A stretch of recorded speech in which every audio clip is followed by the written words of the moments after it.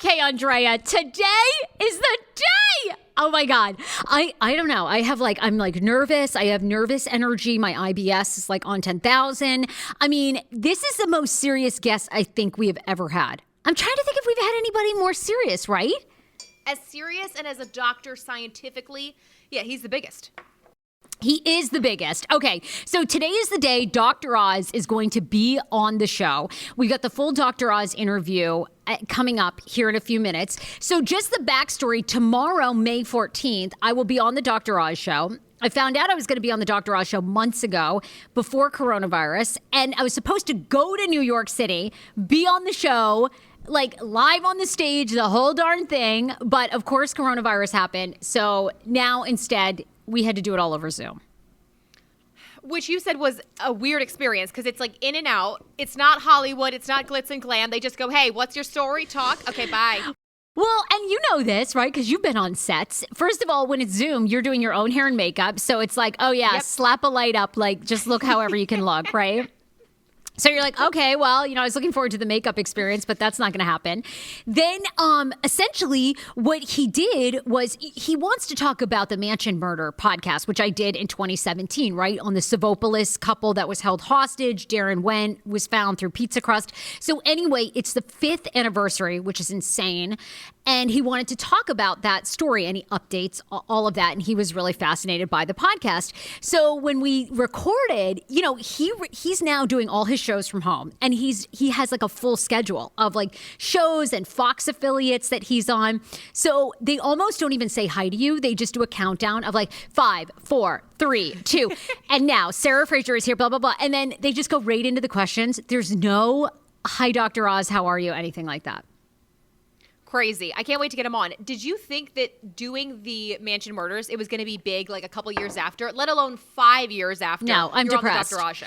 I mean, we have been schlepping away at this damn Hey Fraser show, and like we've gotten like 3 articles written. Meanwhile, I did that true crime podcast, which now I didn't even like doing, and people still have interest. Yeah, and I also think those 7 episodes now have close to 2 million downloads.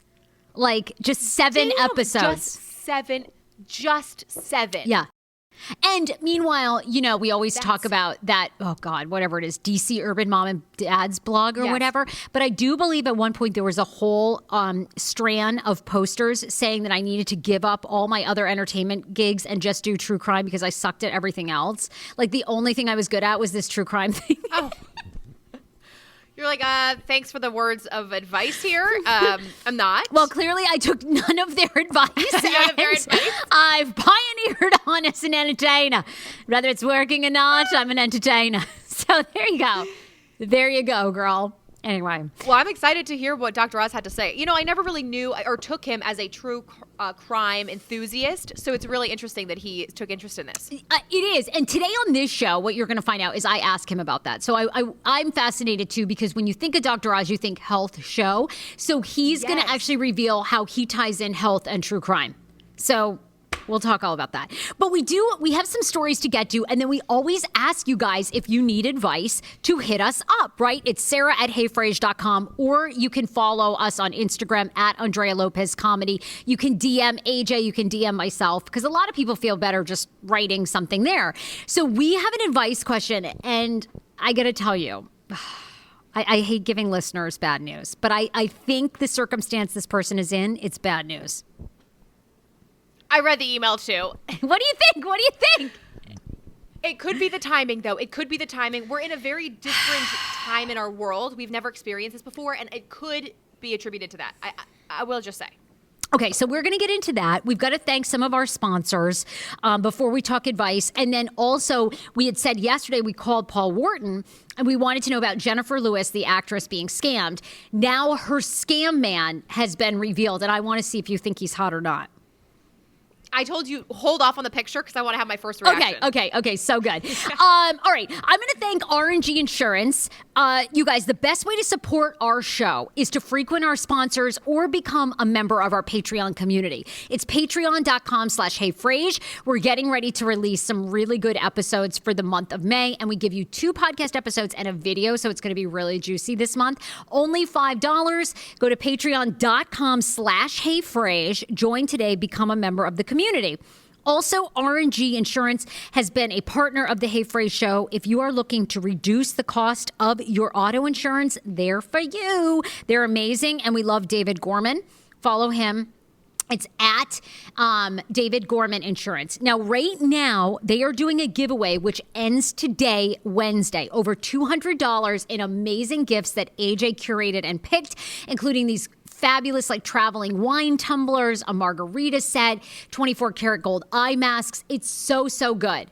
So please go to either at Hey Frage or David Gorman Insurance on Instagram. Like it, follow him, and then we are going to select the winner tonight. So definitely do that. It's going to be really good. They're also doing an awesome, every Wednesday they are buying your dinner.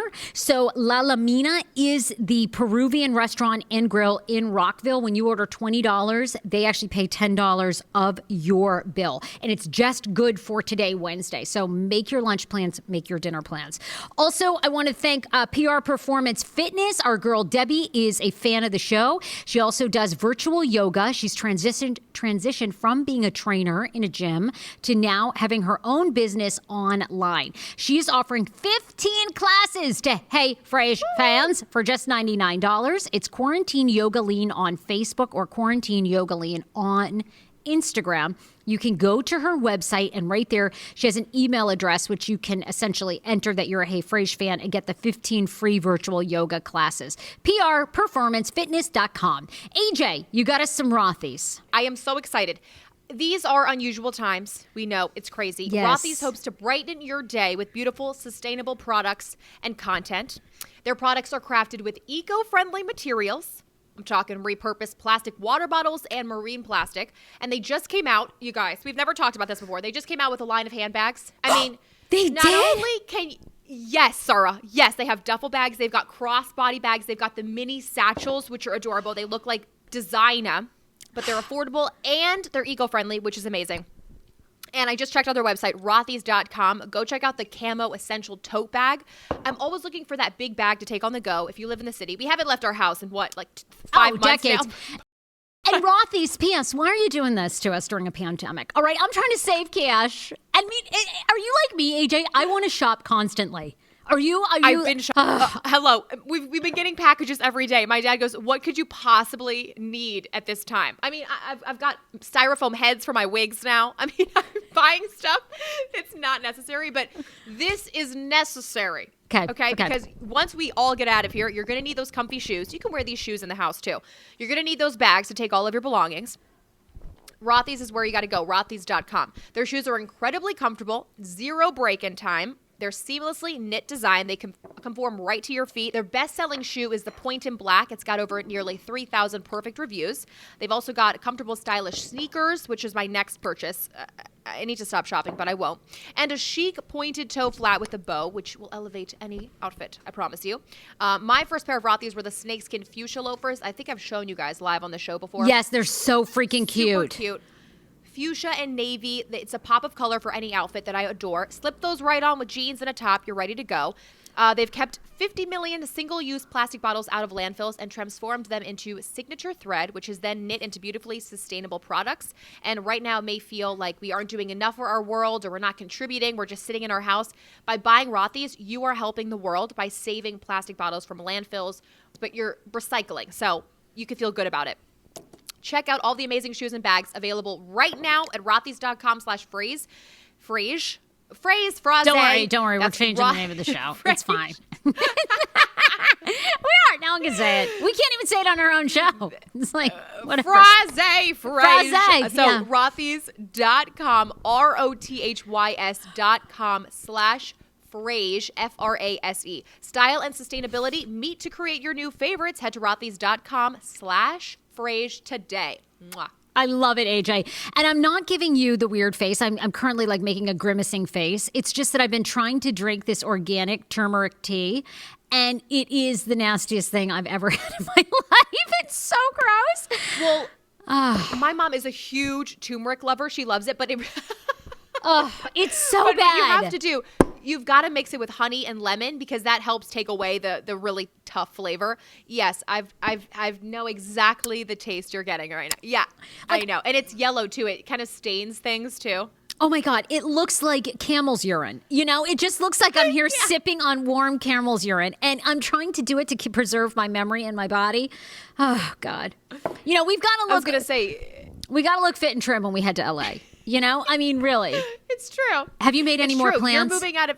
Yeah. You're moving out of your apartment. I'm planning to go pick up all my stuff from my apartment and just leave it bare and empty. We're going to go pick it up and then bring it back home to my DC with my parents. And then, I'm just going to get a sublet and look for other places. I know. All across the world.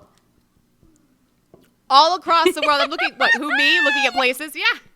Well, come sublet with us in LA for a hot second. And then, seriously, we're moving. No, that would, I mean, I've already kind of moved into your place because I was there all the time. If I tell Dan that I'm subletting your basement room, he's going to be like, Sarah, what? I know. Well, it's all good. We'll just have to kick you out when we have the kid, but minus that.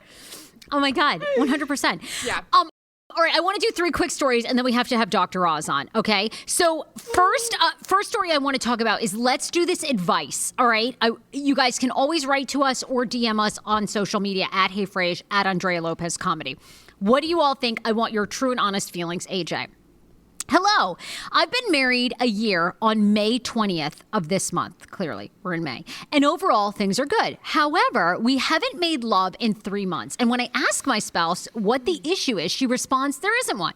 From the beginning, I've always been the aggressor, but I've taken a back seat about 2 years ago. I would try to make love to my wife, and she'd tell me no when asked. When asked, I would say, why not? And she said that I didn't feel like it. This isn't normal in a healthy marriage. And I can understand why our sex life, and I can't understand why our sex life is the way that it is. And I don't know what to do. During our premarital counseling, we discussed this, and our counselor did agree that intimacy is very important in a relationship. Of course, it got better, but here we go again. 3 months of nothing. I'm going crazy and ready to file for divorce. Please help. AJ, being the expert, being the sex expert that you are, what do you think is going on here in this relationship? So they've gone 3 months, no sex. This person is always the aggressor. I do think this could be a same-sex relationship, but maybe I'm reading wrong. I'm just taking that from the email. I mean, I could see where you're coming from, but hey, if it is, okay. I didn't see that. Because I'm just wondering, anyway, I don't know what the situation is. I don't know if it's husband-wife or I don't know if it's wife and wife. But anyway, regardless, what are your thoughts? And then I'll tell you what I think. So when we first brought this up in the show, I said it could be a sign of the times. It's kind of hard to get in the mood right now when we're all anxious and stressed. And it's especially hard, I will say, to finish when you're preoccupied, you're stressed, and you're definitely not feeling sexy or in the mood. Also, we've been eating snacks. So just have a conversation. Ask them how they're feeling. Don't just come on too strong. I do that with Schmiggy sometimes. And I just go, why aren't you into it? And he's like, you haven't even tried to seduce me. You just laid right on top of me and expected me to just work with you. Oh my God, Schmigs. He sounds just like Dad. Yes. It's like, oh, you gotta keep me in the mood. It's like, oh, this isn't doing it for you. I mean, I walked in here nude. I mean, isn't that enough? What more do I need to do? Yes. So you have to either set the mood or just talk to them and ask them, are you anxious right now? Is it me or is it the times? They're your spouse, so you can't feel embarrassed or anything. Just communicate as best you can, and if they really just come out and say, look, I ain't into you. You don't think this is a sign of cheating? I think this is, look, I never want to accuse anyone of cheating. I've been there in my own relationship, all that. But I'm just saying, it is always usually a telltale sign. If intimacy has stopped, that something is going on outside the marriage. So my question to this person that wrote to us is, have you thought about that? Are you prepared to ask that question? Are you prepared for the answer? No one's ever really prepared, but I think that you... Right. No one's ever prepared for, hey, fuck, we've been married 1 year, you've been cheating on me. But Yes. something is definitely going on here. Is it pandemic stress? A lot of people are complaining about that. I even saw Gwyneth Paltrow say that her husband, the two of them, like he does not feel like having sex during the pandemic because of anxiety. And she's like super ready to go. So I think that you need to gather yourself real quick. You need to have a conversation. And I think you need to also, before you have that conversation, you need to really prepare yourself that something else could be going on outside this marriage. Because the first year of marriage, and it sounds like these guys were together maybe a couple of years prior, you all should still be doing it. I think so too, but also how could they be cheating? It must be virtual cheating because we ain't allowed to leave the house unless they've been going to work and they're essential. Well, I have news for you because Friday on the show, we're going to have a cyber cheater on. But that cyber cheater, even during quarantine, ended up meeting up with the person he's been having not only a virtual affair with, but now a physical affair. So people don't even care through quarantine. Get your rosary beads out, girl. People are creeping. You know, I mean, they are creeping. I'm telling you. People are creeping even though we got corona. All right, talk to your spouse, see what's going on, try to get them to talk, and if they don't, then try to seduce them in a different way. See if that works. If that doesn't, well, after quarantine, I think you might have to do a little housekeeping. But I don't want to like just be as, flippant to go, oh, someone's cheating. But because I do think there's a reason. I know, you were you were fast to assume that. I go, wow, it's quarantine stress. No, it's cheating. Look, something is happening and, it can stem because you and I've talked about this and like even your journey for more like to be more like sexually open. Sometimes things happen in your childhood that then kind of can make you sexually repressed. So I do think there could be a lot going on there. And I hate to, I shouldn't have just like jumped right to the conclusion of the person is cheating. So I'm sorry for that. I think you definitely need to have a one-on-one, though, because this is obviously something that's really bothering the person that wrote to us. And, your spouse keep blowing it off like I'm just not in the mood. Something that's not. But I hate to see you say, like, I'm ready to file for divorce. I think you've got to figure out what's going on. I know, because I was going to say that would kill me. You got their quarantine together, and now, I mean, a lot of people are going through this, so you're not alone. Right. Strength in numbers. Also, do you think overall 3 months is that long? I think there's a lot of people listening and watching that probably only have sex with their significant other like a couple times a year.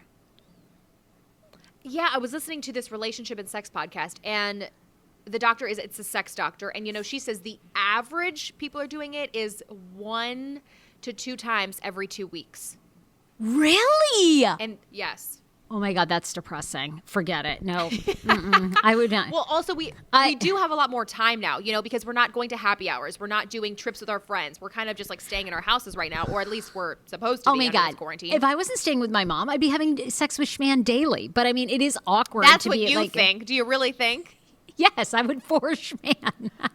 If he's not in the mood, I don't even care. I'm like, too bad. But I mean, you guys. Oh, he's gonna get in the mood. Yeah, then. exactly. Yeah.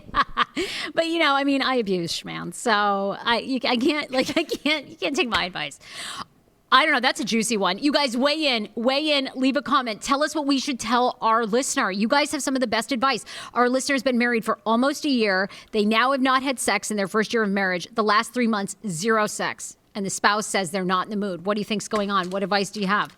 All right, really quickly, too, I wanted to just talk about Kara Koff. Kara Koff, remember we hit on this story last week. Real Housewives of Orange County, Gina Koff. It was like a deep dive into the OC. I loved Gina on the show. She was married to Matt Koff, the former Major League Baseball player for the Oakland A's. Kara Koff's son, who was born 2 or 3 weeks ago, McCoy, died in childbirth, and she gave her first interview on Good Morning America where she revealed that McCoy was born at home. She did not have a late pregnancy sonogram, so she had no idea he was 11 pounds. So she decided to make the decision to give birth with just a midwife, right, at her house to avoid coronavirus, and that's when complications happened. This is... Oh my God, this story gets sadder and sadder. Did you watch the interview? Because I couldn't even watch. I read the story. I watched half of the interview. I had to turn it off. I think she is incredibly brave for doing an interview right now with just a little bit of time elapsed between this tragedy and the interview. I want to wish them the best wishes. This is tragic, and I don't want to say that it was preventable because she obviously was taking matters into her own hand. What's best for her family with the coronavirus, she wanted to have it at home because she wanted her husband to be present. And when you're giving birth right now, they're not allowing your significant other in the room. Right. For coronavirus concerns. I agree with her decision to have it at home. And then when I heard that she had an 11-pound baby, I wanted you to talk about that. Just she didn't actually know how large the baby was because you're thinking, oh, shit, I can't give birth to an 11-pound baby at home with a midwife? That's insane.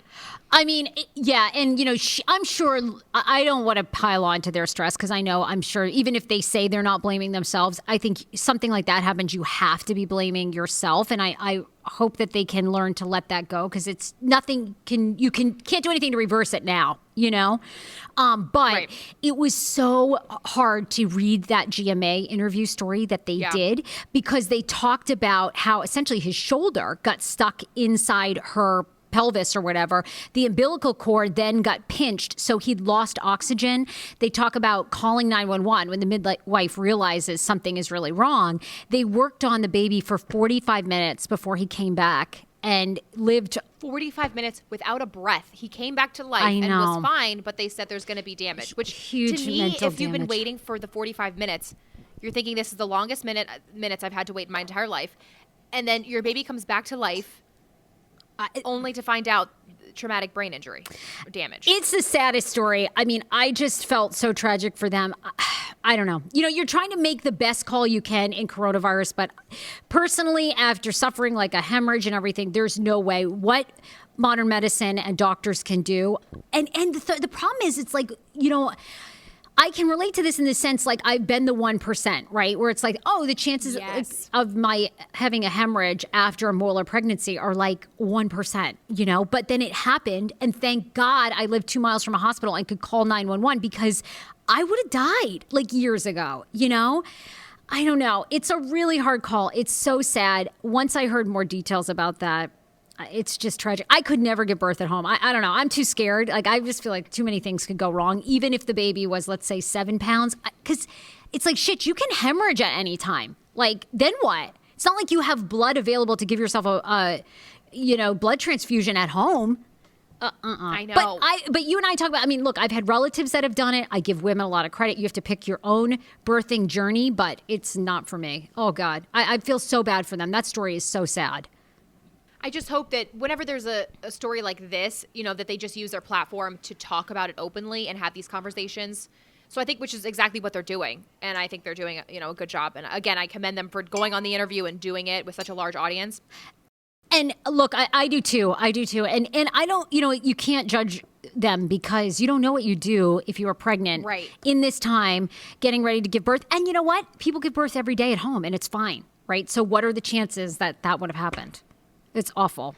I did want to get your reaction. Wait, did I send you, we'll shift gears. Did I send you the picture of Jennifer Lewis's man? Okay. No. Oh, wait, I did. I texted it to you. I want you to pull it up right now. Jennifer Lewis's man has been revealed, the one that scammed her. Joana the Scammer.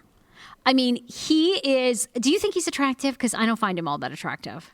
Antonio Wilson. Antonio, you look like a scammer. Nope. Sorry. Does he look like a scammer? I don't see it. No, actually, he looks like you would never know. I'd fall for it, too. Honestly, he looks like the cop that showed up to my place and was collecting, like, money for kids' toys, only to find out that I was scammed. So I get it. There he is. He's kind of cute. I would have fallen for it, too. Poor Jennifer Lewis. She was looking for some love. I think he's attractive. And what did Paul say? He said that he was dressed nice. He had a good story behind him. He had respectable kids. Yeah, like everything. The only thing I think of that story that didn't make sense is he was working the front counter at LA Fitness and then started dating her because she would go in there and work out and then scammed her. And they work in the counter at LA Fitness, but I'm sure he had a story about that. That would have been the only part where I would have been like, Now, how do all things go wrong? And then, of course, come to find out, he's got a long rap sheet. He's working the LA Fitness counter because he was in jail for a year for, like, tax evasion years ago. things that you probably should find out about a person. Now, they could possibly hide it, but at that age, when you're dating someone that works at LA Fitness, aren't you worried about what people are going to talk about? And here's my thing, Andrea. As you become more famous, as I become more famous, aren't you going to demand background checks for people in your life? Now, I already have the schmanster. Oh, yeah. But like, if God forbid it doesn't work out with Schmegs, I mean, we're running a background check on Pete Davidson. I don't care that it's Pete Davidson. We are doing our due diligence. We have to. Now, I always think about, what happens if I don't end up with Schmiggy? Like, will someone just want me for my money and fame? Yes, of course. Sweetie. But who cares? They'll have a major dong and they'll be hot. Who cares? So it's only about the sex for you, Sarah? Okay. Yes.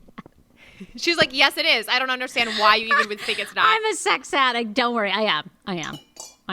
My mother always says, you've got hot pants. And it's true, I do. And I'm a sex addict. Now, what's your mom, from your mom's perspective, I hope you guys touched on this in your episode, but what does she do without any man's comfort during the times in quarantine? Oh, that's a great idea. That's a great question. I think she's really happy to be single now. You know, she's divorced and she's also widowed. And I know, Mom, are you having any hot sex these days? Do you miss having sex? Listeners want to know. Do you miss having hot sex, Mom? No, she's just chuckling.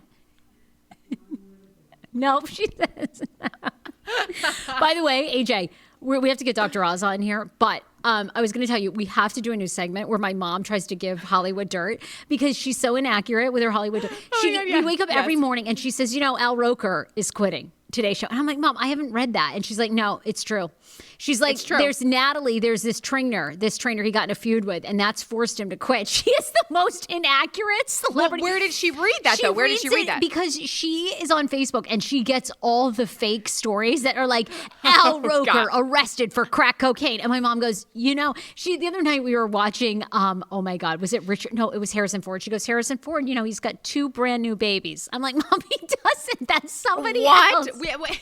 I think it's Randy Quaid. It's like, or I think it's like one of the Quaid guys. And oh my God, my mom is hysterical. Anyway. Okay, yes. Well, that's like reading tabloids. She goes, Harrison Ford. She must be getting he's got 2 brand new babies. I'm like, I don't think so. I think it's Dennis Quaid. I think that's who anyway. It'll be hysterical. Look, Harrison Ford. Oh, God. We're honored to have Dr. Oz on this show. It is absolutely amazing. So here was my interview earlier this week with Dr. Oz talking about why he feels it's important to bring true crime to light. Here you go. Woo! Dr. Oz! Dr. Oz! Dr. Oz, I am so honored to be talking with you and having you on my podcast. And of course, you work so closely with Fox 5 DC. So this is an exciting day. Yes, it is an exciting day. I'm sorry, I thought you were going to ask a question. What I've learned hosting the show via Zoom or whatever technology we use is always ask the first question, because you always have that awkward moment in the beginning when no one knows it's their turn to speak. Right. I know, right? We're not in person, so it's like, do you go? Do I go? Look, I was on your show because of the Mansion Murder podcast, which is a Fox production we did a couple of years ago. Tell me this, why do you do so much true crime on your show, on the Dr. Oz show? Why do you feel like it's important to bring that to light? Well, I started actually just doing investigations on the show. We would look at fraud in the food system and were there toxins in the environment. And then I began to realize that evil lurks in all of us. And amazingly, it's actually a benefit sometimes, because sometimes you got to do some pretty aggressive stuff to protect yourself or your family. Right. And some of us lose the ability to subdue this toxic tendency. So you get mayhem, right? And so doctors like me, we're detectives basically, right? We're searching for elusive villains hiding in our bodies. But instead, I could also look for rogue people, not just rogue immune system cells.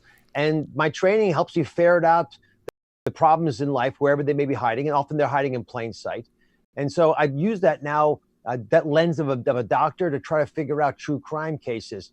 And I've got to say, personally, I'm very interested in the space. I think we learn a lot about the world around us by studying when it doesn't function correctly. And true crime is a beautiful, ugly, but in an elegant way. It helps us understand what's really happening that we should be aware of at a deeper level. Yeah.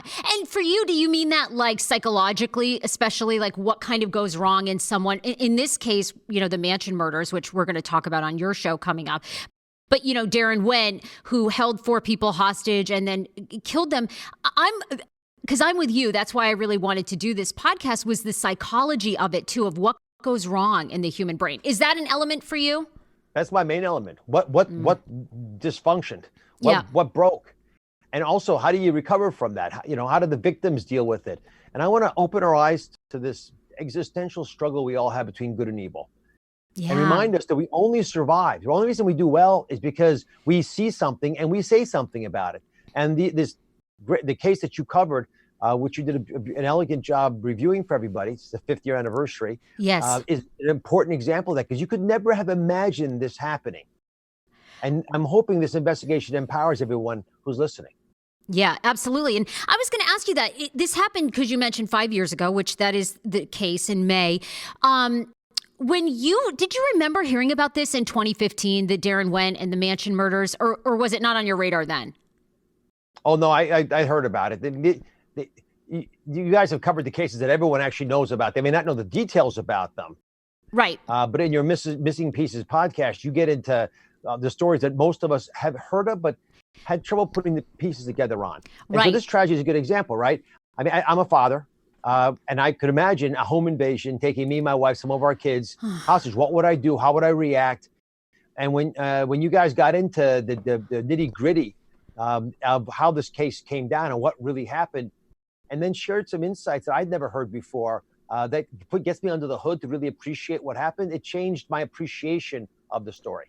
Yeah, and one of the ones that you and I talk about on your show is I did the exclusive interview with Darren Wendt's sister, Samantha Wendt. It's the only time she spoke out. And when you talk about psychology, I thought that interview was so fascinating, which we'll get into more on your show and is on the podcast.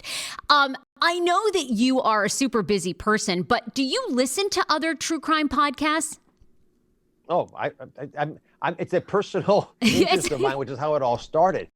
I mean, take this story, right? Right. It's unimaginable to me that a disgruntled employee, 10 years earlier, he'd been fired, right? So there's no statute of limitations on this. How do you hold that kind of anger in yourself? And then you go back in this planned out, horrible crime. You hold 3 adults and a child as well, obviously hostage for 19 hours. How does that even work?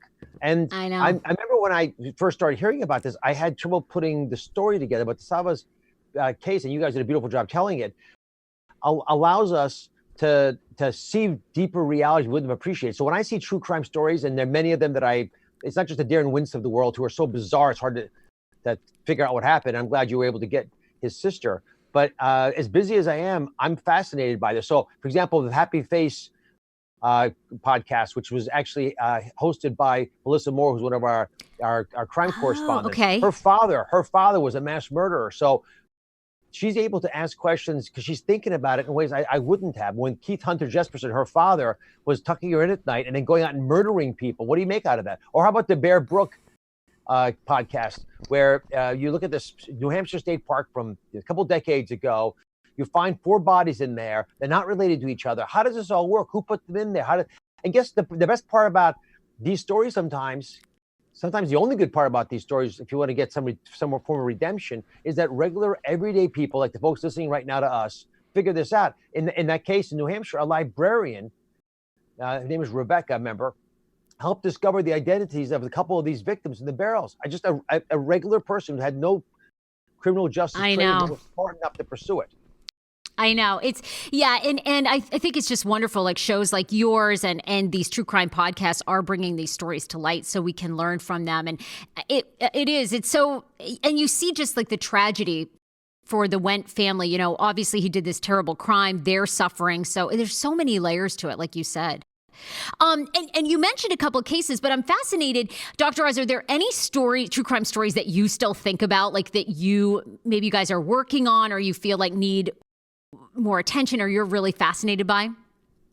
Well, aside from your Mansion murders case, which I'm looking forward to the show, and also the more detailed reporting you're doing, we've been covering the case of Lori Vallow and her new husband. This is a bizarre story, so I won't get into all the relationships. But Doomsday author Chad Daybell married Lori Vallow. They both have lost their spouses under suspicious conditions. Her children, JJ and Tally, have been missing for months. Months, yes. And people are still trying to figure out, where are these children? Are they part of a cult hidden somewhere, or were they hurt? And we're desperately hoping JJ and Tali will somehow turn up alive. We've had their grandparents, Larry and Kay, on the show several times. But I have both the trepidation of knowing what really happened, but also the hope and the prayer that somehow they're hidden away in a bunker somewhere. I know. Oh my God. That is a great story that you guys are, and great, I know isn't the right word, but I mean, whatever happened, to those kids, and it's just so bizarre. Yeah. It's so bizarre.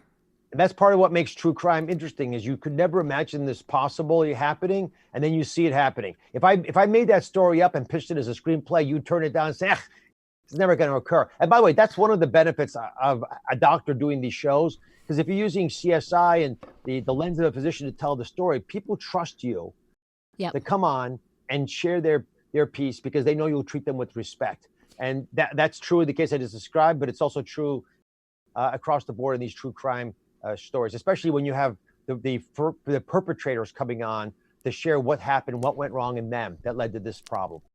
I know. Well, I am going to be racing you to get the first interview with Darren Wendt, who has never spoken out. He is serving a life sentence without parole, although I know they are trying to put together an appeal.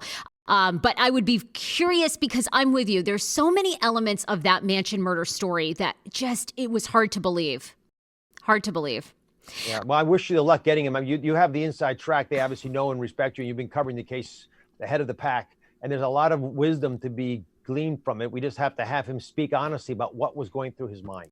Absolutely. Well, Dr. Oz, we hope you're doing well in quarantine. We know, you're still doing all of your shows. May 14th, I'm going to be on the Dr. Oz Show. We're going to take a deeper look at the 5th anniversary of the Mansion Murder podcast. So thank you so much. I'm honored that you found this and liked it enough to bring it to light. Well, I'm honored you came on the show, and I congratulate you for all your success. Keep it up with Fox 5. Thank you. Take care, Dr. Oz. Stay well.